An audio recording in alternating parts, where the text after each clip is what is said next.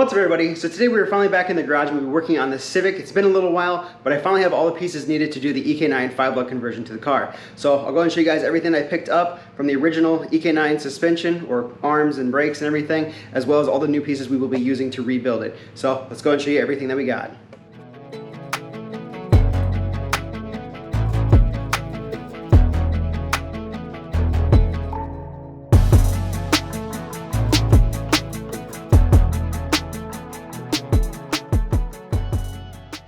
So, as you can see here, this is everything we picked up from H Motors Online. I know a lot of you guys have probably already seen this before from the old video, but for those of you who are new to the build and haven't seen this, this is the full Ek9 5-Lug assembly that we picked up. So we have the fronts here, and we have the two rears. As you can see, the rears include the trailing arms, the e-brake cables, these arms here that go in the back as well. And then the front here, which I've already got this one disassembled just to see everything I needed and make sure it was the correct size. But you can see here, it is the rotors, calipers, arms, dust shields, all the pieces that we need. And you can see there the person who was running this in Japan was running endless brake pads, so that's kind of cool to see.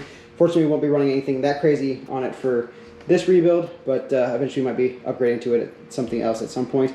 So as you guys can see here, this is everything the kit includes.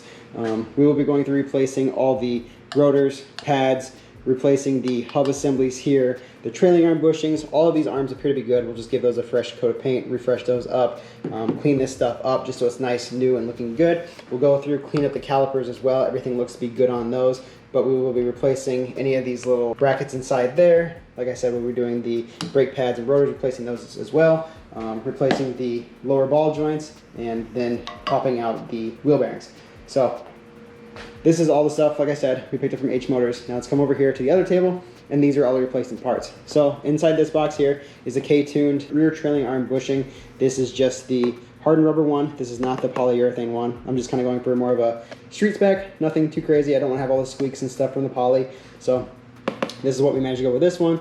These here are the two wheel bearings we'll be using for the front hubs. These two here are the lower ball joints. And then inside these boxes here are the rear hubs. So this is the 5-lug hub assemblies for the rear. And then we have, like I said, brake pads, nothing too crazy, just something kind of basic. And here we have the new rotors and then the upgraded master cylinder. So this is the 1-inch master cylinder. And then we have the StopTech steel braided brake lines. Now everything here is kind of hard to source. I'll go ahead and link everything that I'm using in the description below. Most of the stuff I found on Rock Auto. Some of the stuff was from JHP USA. So in case you guys are looking for any of this stuff, it is kind of sparse and hard to find currently at the moment, but if you guys keep your eyes open and are doing this conversion, then I'll make sure to link all these parts down below. We will be going through and painting the calipers, so you can see here, we'll be going red, and then as far as the suspension pieces, we've got this roll bar and chassis paint, so we'll go ahead and clean it all up so it looks nice and is all refreshed. So with that being said, let's go ahead, get on with this rebuild, and tear down all these arms.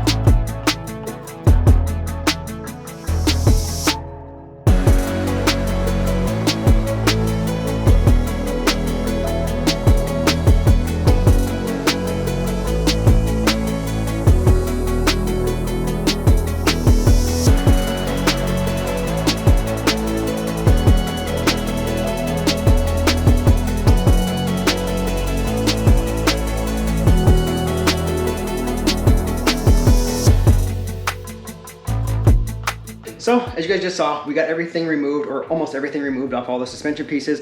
I've got everything kind of divided out into each little pile so I know what goes where when I go to reassemble it. But you can see here, we got the calipers and stuff disassembled, sitting up here on the table.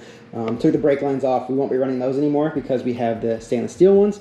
Took out all the little brackets and stuff. We've got all new of that. Also deleted, we won't be putting back the ABS because my car doesn't have ABS. And the dust shields, they will be going back on, so we'll have to hit those with a fresh coat of paint as well. So all this will get painted. Like you guys saw, we have the red paint, so we'll have red calipers, and we have the black, so the dust shields, trailing arms, knuckles, all that stuff will get a fresh coat of paint to look nice and new. As far as the trailing arm goes, you guys can see here, it is for the most part fully disassembled aside from this trailing arm bushing, and it's pretty rotten. It's all cracked out and just broken, so the K-Tune ones will be a nice little upgrade for this. We'll have to take this over to the press. I've never used a hydraulic press before, so this will be something new for me. I picked one up a little while ago, so we'll try it out. Usually I use like the Harbor Freight like hand one, and those suck. They take a lot of work and struggle to get those lined up properly. So we'll be trying out the hydraulic press on that. And then as far as like the hub assembly goes here, we got pretty lucky there. A lot of times that inner race will stick to the spindle, and in our case, it slid right off. So that's pretty cool. Same thing on this trailing arm here. Got to do the bushing, and no issue with that spindle there. And then as far as these front knuckles go, we'll have to pop out the hub assemblies, pop out the wheel bearings, replace it with the new ones that I have in the box over there. Once that's done, we can go ahead and hit everything with a light scuff and then get it all painted. So let's bring over the hydraulic press and see how this goes, getting the bushings and wheel bearings out and in. Okay, so you guys can see here, trailing arm. I ended up just hammering it out. I was gonna try to use the press to press it out, but unfortunately, this piece sticks out too far, and the little spacer that I have that would go around here to hammer it down wouldn't fit. Now, I'm sure you could just knock this piece out of the way, but when doing so, it just started sliding on its own. So this is the old one. You can see here, all dry rotted, cracked, broken, and then here is the K-tuned one. You can see here, definitely has a lot more rubber and stuff inside there, more support, more strength. Overall, looks to be much better than the OEM one. So when we go to reinstall this, you can see this is the way it went in. This is longer end, sticks to the back side. When you go to hammer it, you hammer it forward so it pops out this way. And then with the K-Tune one, we'll just do the same thing. The longer end faces the back side, the shorter end goes forward. So it'll go in just like this. We can try to do the hammer method. I'd like to use the press, but it seems like we're gonna have to use the hammer. We'll just tap around the edges until it slides in. Probably gonna have to clean up this ring here, take our wire wheel, clean that up, and then that should be good to go.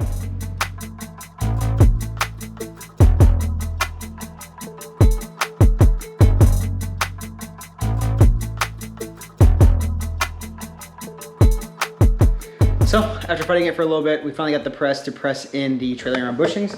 So here they are. You guys can see there, they're the K-Tune ones. They are all installed. Took a little finagling just because I don't have the correct size spacer to insert those, so I went ahead and made my own. I took the old trailing arm bushings, popped the pieces out, and then welded the two sleeves together so it would fit right over top of it and be the exact same size. You guys can kind of see I was struggling a little bit. It was kind of wanting to tilt one way or the other. This isn't like perfectly straight by any means, but seemed to get the job done. So now that we got the two trailing arms done, we can go ahead, move over here to the hub assemblies and do those. Hopefully, in my messed up little pieces here that I have, hopefully I'll have one that fits that. So let's find out. Okay, so now for the front hub assemblies, I went ahead, popped out the hub itself. So you can see here, this slid out. And I don't know why I was thinking it was the rears that had the piece of bearing that sticks on it. It was the fronts. So we did run into the issue where the bearing does stick to the hub. So we'll need to get that off. I'll need to get some kind of puller tool or get a Dremel, cut a slit in it, and then hammer it off. I already tried messing with this other side here. I got to slide off about that far, and that's about it. So if we get a puller or some kind of Dremel, we can go ahead and cut that off.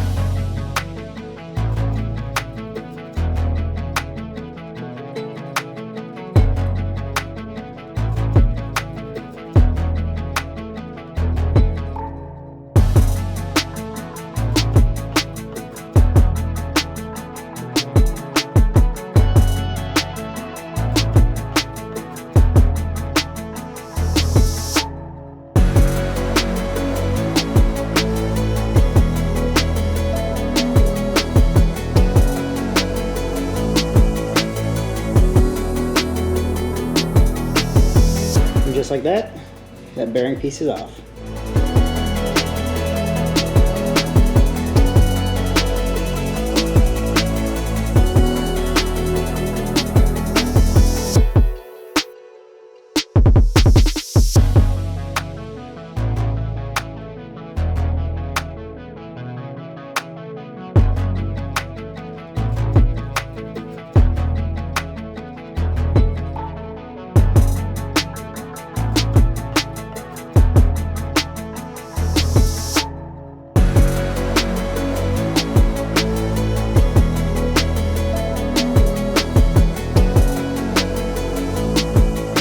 So you guys just saw we got this wheel bearing popped out of there. So now we'll go ahead, replace it with a new one, which I have right here. So this is the new one. You guys can see here, it's got two sides, one black side, one silver side. Now in our case, it doesn't really matter which way this one goes in because we're not running ABS, but if you are running ABS, you wanna make sure that the black side goes towards the knuckle or the hub itself. So where the hub would slide in would be on this side here because the sensor would be over here and it's able to pick up the wheel speed on this side to detect any slippage of any kind. But like I said, in our case, we don't have to worry about it, so we can press it anyway. I'm still gonna press it in the front way so that the black strip is on the face. And then as far as going into the knuckle itself, we pushed it from the back side forward. This time we're gonna push it in from the top down. And you don't wanna go all the way down. You guys can see there's a lip, so you're gonna go until it stops. You wanna go past that, otherwise you'll break it and have issues. Once it's in far enough, we'll be able to snap the snap ring back in place and it should be good to go. So let's go ahead and get this all set back up and get this wheel bearing back in.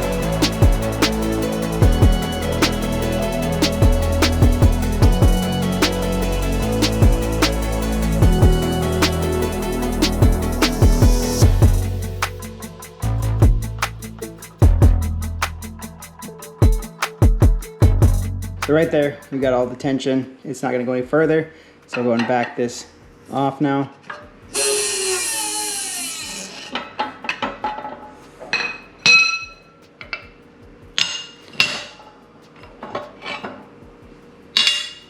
And you guys can see there, the bearing is in place. You can see it's just right up to the edge there, so we can go ahead and slide in that snap ring. And it is completely flush with the back. So this is perfect. So we'll go ahead and do the other one now and get everything situated, and we should be good with wheel bearings. And there you guys can see we got the snap ring in place. So now these bearings are all sealed in here and good to go. All it's up to do is to go ahead and take the hub here and press it back in. But before we go that step, I want to go ahead and scuff this all up, get it painted. That way it's all nice and fresh looking while it is completely disassembled. I wanted to go and put the bearing in like you guys just saw, just to seal in that inside there. Didn't want to get any paint or anything outside there. So let's go ahead, scuff this up, get it painted. We'll do the trailing arms, we'll do the knuckles, we'll do the calipers, we'll do the dust shields, and yeah, that should be it. So let's go ahead and clear off this table, make some space, and get this stuff all painted.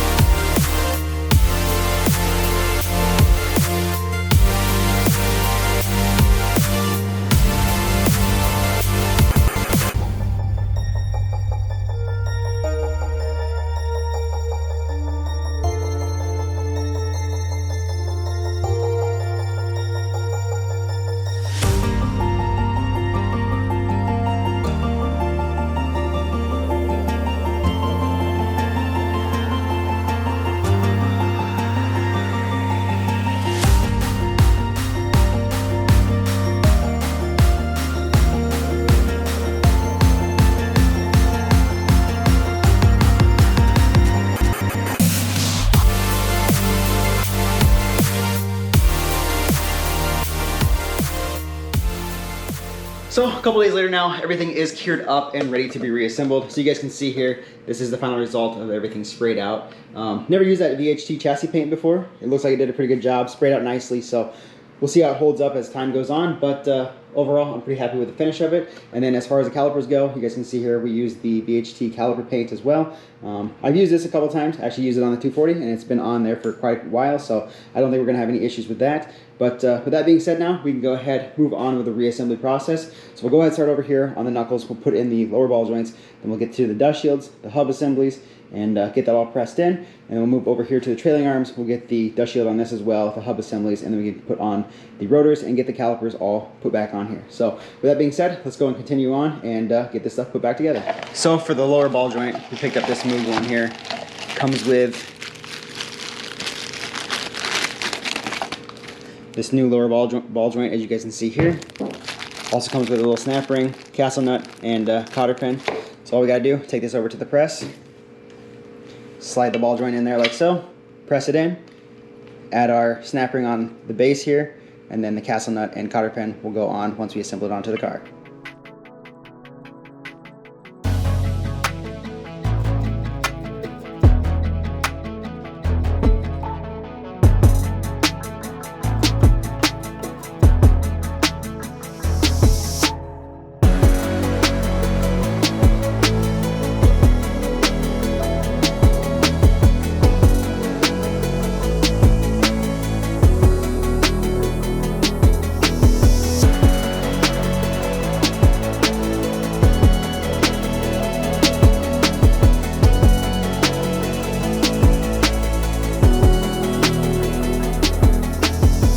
And now the hubs are all installed. You guys can see here they spin nicely, no weird noise from the bearings. So these are all good. Wish we could get these cleaned up a little bit just so they're not so like this rusty color, but we'll have to do with what we got. So with that being said, we'll go ahead and move on over here to the trailing arms, slap on our dust shields, hubs, get these all prepped up and good to go, and then we can move on to the calipers and rotors.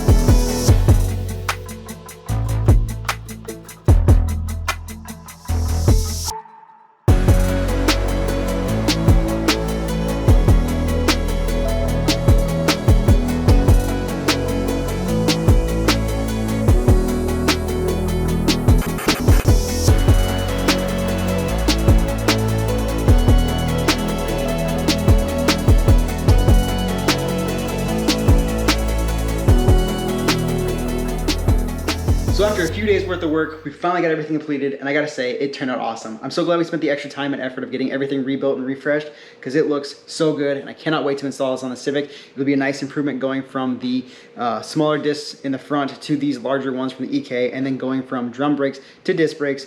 But here it is, all refreshed, looking brand new. Like you guys just saw, we got the new trailing arm bushings, the hub assemblies, brake pads, rotors, lower ball joints, wheel bearings. So yeah, everything here refreshed, ready to be installed in the car. All that's left to do is we still need to torque down these nuts here, and we still need to put on the stainless steel braided brake lines, but I'm going to wait and do that once we actually install it in the car. So with that being said, we're going to go ahead and end up the video here. So if you guys like this video, make sure to give a big thumbs up. Don't forget to subscribe, because in the next video, like I said, we will be installing everything, and if you guys are interested in any of these pieces that I used, I'll be sure to link them down in the description below. So I'll see you guys in the next one.